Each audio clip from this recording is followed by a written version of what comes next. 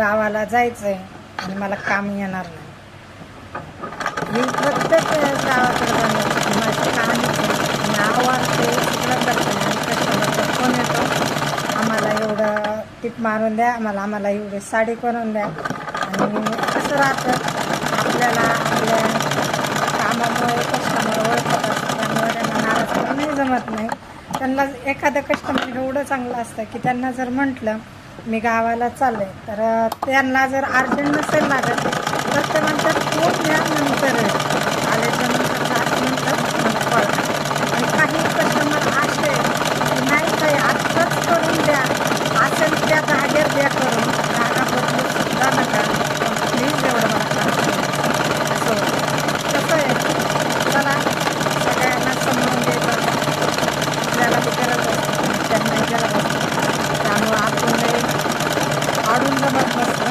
पण असं माझ्या बाबतीत दर वेळेस गावाकडे जाताना होत आहे. तर मी रेडी होऊन बसले, तुम्ही बघू शकता. मी तुम्हाला दाखवते हो का, मी पूर्ण रेडी झाले घरी जाण्यासाठी. आणि मला असं काम आलं टिप्पा मारून बी द्यायच्यात, लय अवघड आहे बा.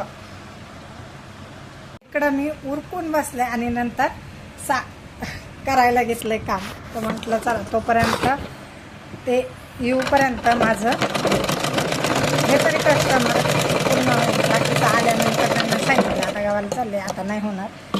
असं असतं, आपल्याला गरज असते तसं त्यांनाही गरज असते. असं आपण जर माणूस धरलं तरच ते आपल्यालाही थोडंसं समजून घेतात. आपण ज्यावेळेस त्यांना समजून घेऊ त्यावेळेस असं असतं. पण माझं हे नक्की आहे की दररोजचं म्हणत त्याला कोण रडत, कारण दरबारीनेच ही माझ्याबरोबर होतं. गावाकडे जायचं, उरकायचं आणि हे काम यायचं, एवढं मात्र फिक्स आहे. चला काय नाही, आपलं काम आपल्याला करावंच लागणार आणि आपलं कामामुळेच आहे, त्यामुळे चालते. बाय.